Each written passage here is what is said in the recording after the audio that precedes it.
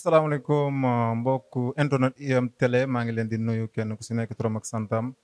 donc tey nag sunu waxtaan dañ koy jaglele hypoglycémie donc muy loo xamante ne ni donc tuuti na mais lu am solo la quoi lu am solo la ñu comprendre lan mooy hypoglycémie donc hypoglycémie nag je pense que ku amul diabète sa kër am nga ko am na koo xam ku ko am wala nga am mbokk wala nga am ami boo xamante ne ni peut-être am na diabète les diabétiques donc je pense que c'est important ñu xam lan mooy hypoglycémie donc en cas bu ñu gisee ku ko am ñu xam les gestes d'urgence lan lañ mën a def ba sauver ki nga xamante ne ni peut-être moo am hypoglycémie donc hypoglycémie nag ci wolof mooy ki nga xamante ne ni suukaram bi dafa wàcc donc kooku moom mooy ki am hypoglycémie donc muy loo xamante ne ni nag c'est un peu compliqué mais lu yomb la pour que nga sauver ko quoi ci boo ko xamee donc nag y a ce qu'on appelle les signes cliniques les signes adrénergiques quoi donc muy pâleur sueur muy tremblement muy somnolence donc yooyu boo ko gisee si nit ki jàppal ne kii dafa am hypoglycémie donc boo ko gisee jege ko muy ki nga xamante ne nii da ngay gis ne moom dafay luñ naan tuddee gëmmentu nelaw bu ndaw ki nga xamante day ñaq am ay tremblement di lox am ay vertige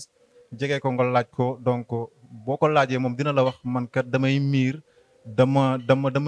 dama am ay vertige nga gis ne muy ñaq di mel ni kuy nelaw donc jàppal ne kooku dafa am hypoglycémie donc il y a des gestes d'urgence ce qu'on appelle le traitement d'urgence pour éviter la survenue d'un coma hypoglycémique donc yow gestes yooyu mooy lan da ngay wut 3 cuillères à sucre wala nga am benn jus boo xamante ne nii bu saf suukar la nga jox ko bu ko defee bu ko jëlee rek glucose bi muy suukar bi dina remonter waat comme ça hypoglycémie boobu dina ko mën a bàyyi di nga ko mën a sauver ci lu ndaw ci loo xamante ne nii lu nga xeeb la peut-être loo xamul la mais boo ko defee di nga ko sauver donc di ñaaxaat ñëpp ne hypoglycémie c'est fréquent ni nga koy gis tout le temps ci bus yi ci lieu de travail yi partout des fois nga gis koo xamante ni dafa am crise nga gis ne mi ngi miir mi ngi comme loolu mi ngi am ay sueur di trembler yow nga tiit di naan nañ ko évacuer yóbbu ko hôpital alors que benn geste bu ndaw rek mën nga ko def pour sauver ko muy li ma wax sànq nga wut suukar nga jox ko wala jus bu am sucre boo ko joxee rek incha allah donc di nga remonter glucose bi comme ça hypoglycémie boobu dina ko mën a bàyyi. donc ñu ngi leen di conseiller waat aussi ngeen xam ne hypoglycémie dafa nekk loo xamante ne nii dañ koy gis tout le temps mais am na ñoo xamante xamul nan la ñuy mën a def